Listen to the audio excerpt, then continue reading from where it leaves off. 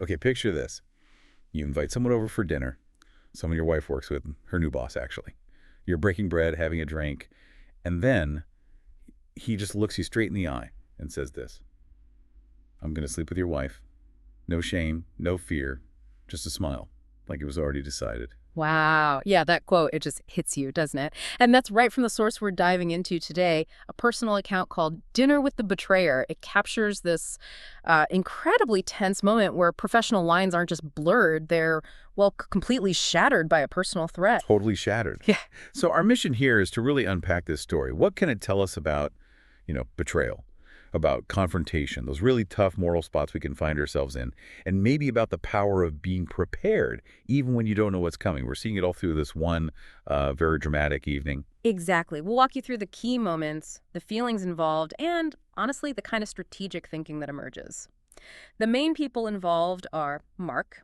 He's the one telling the story, his wife, Emily, and this dinner guest, Daniel Rhodes, who's Emily's new boss. All right, let's paint the picture based on what Mark tells us. Yeah. He's in Austin, Texas, 43, married to Emily for about 10 years. And he describes Emily, blonde hair, green eyes, really quick wit, this great laugh. They met at some conference. She works in tech ops, logistics. Yeah, he says she's organized, friendly, smart as hell. Right. And they have this pretty quiet life, suburban, couple of dogs, no kids. Sounds, stable, peaceful even. Yeah. Which makes what happens next feel even more like an invasion. And that description of Emily, competent, friendly, smart, it kind of sets up why she might be a target for someone like Daniel Rhodes, unfortunately. Yeah, good point.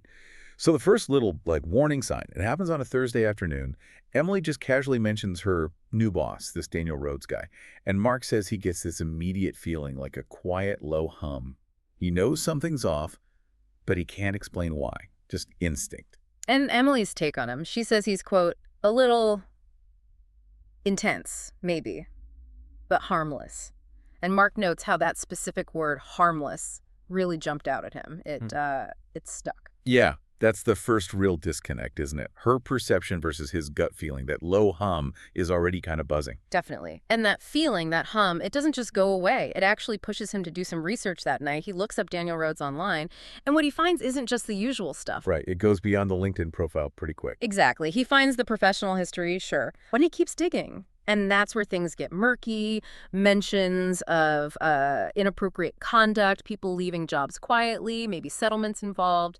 Then he hits on something specific, a civil lawsuit out of Phoenix. Yeah, filed by a husband whose wife worked under Daniel.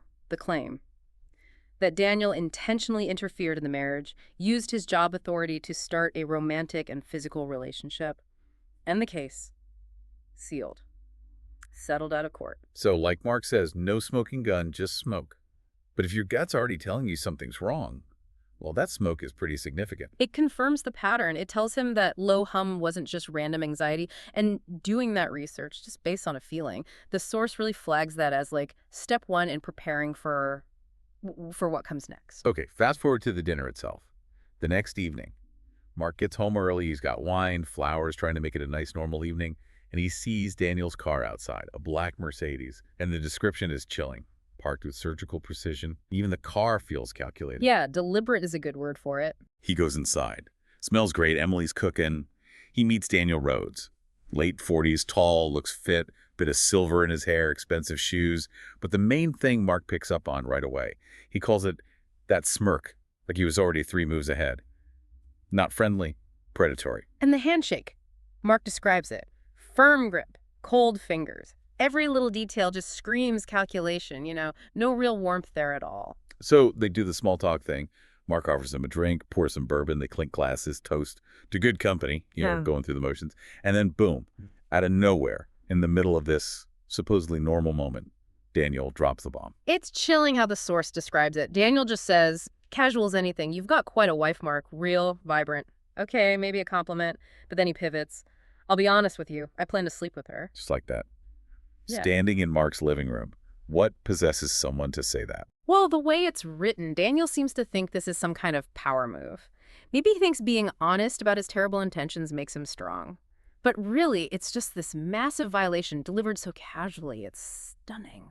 Mark's reaction is so crucial here. He says he freezes for a second. I mean, who wouldn't? But then he doesn't explode. He gets up, calmly puts his glass down, and just says, "Be right back." And he makes a point of saying he didn't slam the door, didn't yell. Yeah. It's controlled. Yeah, and maybe that's where that low hum in the research kicked in. He's not just reacting blindly. He's got some control, which lets him move to the next step. Which leads him to his office. His man cave, he calls it. But he says it's not your typical one with beer signs and stuff. It's more like a place that holds pieces of a different life he's lived. And this is a huge reveal in the story. Mark's not just a finance analyst. Turns out he used to be a senior analyst for a private research group working with federal task forces, stuff you won't find on LinkedIn. Oh. And even before that, Marines, 2 tours, Scout Sniper Unit. Emily apparently knew some of it, the basics, but maybe not the full extent. Wow. Okay. So in the office, he opens a cabinet, unlocks a drawer, runs his fingers over these blades, and he notes these aren't just for show, they're tools. He picks out the longest one, clean, razor sharp, still capable of cutting bone. This room, these items, they represent a whole other side of him. And right then, Daniel just walks in. Doesn't knock, just strolls in. Nice setup, he says, looking around at the commendations, the photos, plaques from units he probably doesn't recognize. He's still trying to project control, but he has no idea whose territory he just walked into. The conversation that happens next is just electric. Yeah. Because Mark stays so calm while Daniel's still trying his, power play thing. Mark gets right to it. "You said you were going to sleep with my wife." And Daniel, he grins, tries to play it off like he was just being honest, maybe testing Mark. Mark sees right through it, though. He notes the grin is calculated. Testing me. And then Mark just lays it out there. "But before that, I was a scout sniper." He gives the exact distance of his longest confirmed shot, 1,206 yards. Explains that's about 2/3 of a mile. And the description: one shot, one breath. You never hear the bullet. You're alive 1 second. Gone the next. Just matter of fact.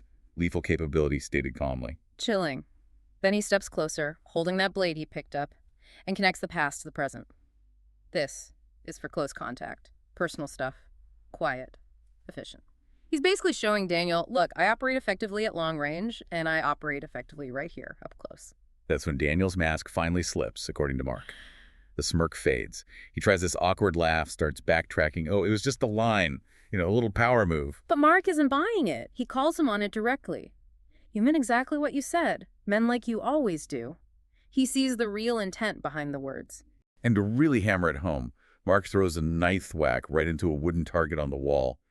"Dead center," Mark notes. He tells Daniel, "Real target, real blades, real consequences." Then he explains why he brought him into the office. Yeah, he says it wasn't just to scare him. It was to educate you. Like, prevention is better than cure. And then he drops the other shoe he reveals he knows about Daniel's past. I know about your history. Phoenix, San Diego, the NDA lawyer's signature visible. Amateur move. He shows Daniel he's done his homework. Thoroughly. You can imagine Daniel's face. Mark says his jaw tightens. His voice just vanishes. And Mark's parting shot before they go back to dinner. "Dinner's probably ready. Let's not keep Emily waiting." Total shift back to politeness. But the message. Mark sees Daniel glance at the knife on the wall, sees his hands shaking slightly. Mark thinks, good, because the message had landed. Okay, so Act 3. Dinner, disclosure. They go back to the dining room. And the scene Mark describes is all warm lighting, nice table setting, candles, the amazing meal Emily cooked, Cornish hens, wild rice. Total contrast to the tension hanging in the air. Yeah, you can feel that contrast. Mark even notes Emily picks up on it. Her glance lingers just a half-second longer than usual. She senses something's off. They sit down. Emily says grace. And Mark's words during the prayer are just loaded considering what just happened. He thanks God for the food, the home, the people, and then asks specifically for peace, for patience, and for wisdom when it's needed most. Emily gives his hand a squeeze under the table. Maybe a moment of quiet solidarity there. Feels like it. The meal starts in silence. Daniel's clearly uncomfortable, just fidgeting. Mark lets that silence stretch out, lets the weight settle. Then he breaks it. He makes the private confrontation public. He just turns to Emily, calm as can be, and says, "So, Emily, Daniel said something interesting while we were in my office." Emily, obviously not knowing the details, asks, "Oh, yeah," and Mark delivers it. He said he plans to sleep with you. Oh, man. Imagine hearing that. Right. Daniel immediately starts fumbling, coughing, trying to say it wasn't like that, it was a joke, he didn't mean it. Just stammering. But Mark was ready for this. It's not just his word anymore. He takes out his phone, presses play. And the recording fills the room. The source quotes it. "I'm going to sleep with your wife. She's going to love it, and you're going to watch."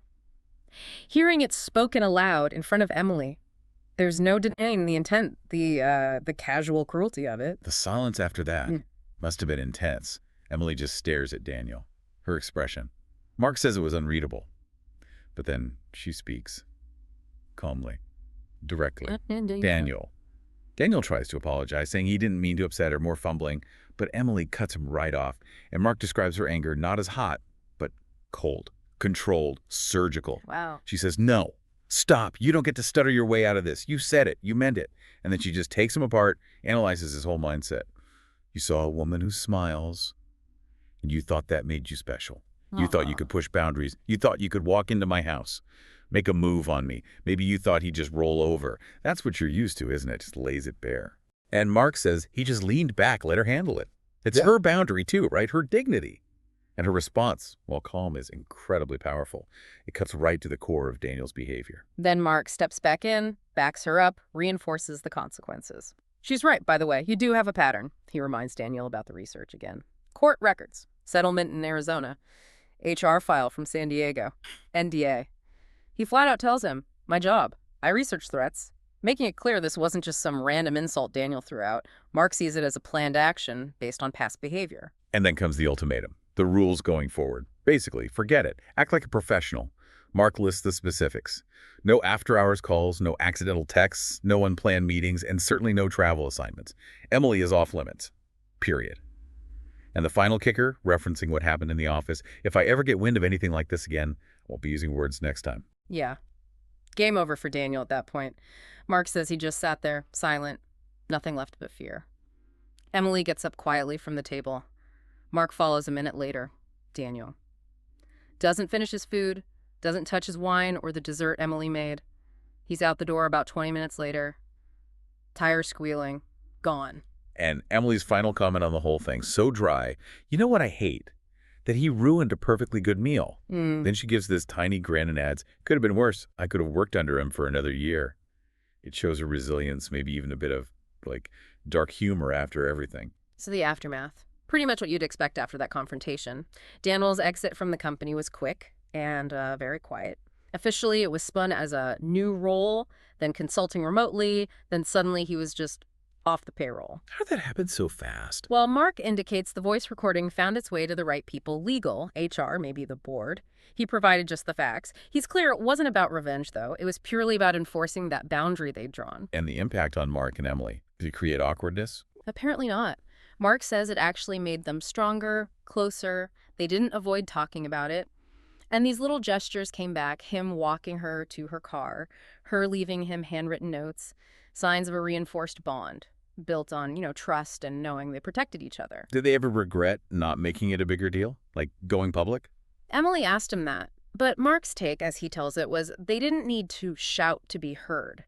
The win wasn't ruining Daniel publicly. The win was getting him out of their lives, ensuring Emily was safe, and getting their peace back. Quietly, effectively. Reflecting on it later, almost a year on, Mark pulls out a key lesson from the whole ordeal. He says he realized the strongest move isn't rage, it's clarity. Holding someone accountable, defending your space, but without stooping to their level or getting dragged into a messy public fight. Yeah, and he circles back to that initial gut feeling, that low hum. The idea is that our instincts often pick up on things when everything else is noisy. And protecting your peace, as he puts it, that's the real goal. That's real power. It's about setting clear lines and having the strength, quiet or otherwise, to defend them. So the takeaway from Mark's story seems to be, pay attention, trust your gut, even those small feelings, observe things closely, and be prepared to protect what's yours. Maybe not with violence, but with preparation, with evidence having those receipts, and with absolute clarity about where the line is.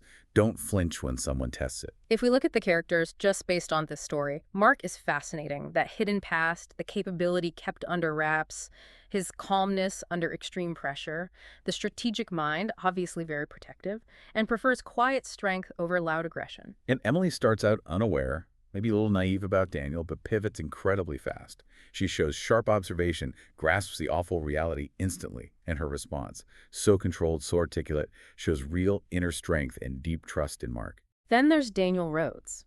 The story paints a very clear picture of him. uses his power for personal reasons, completely ignores boundaries, dripping with arrogance and entitlement.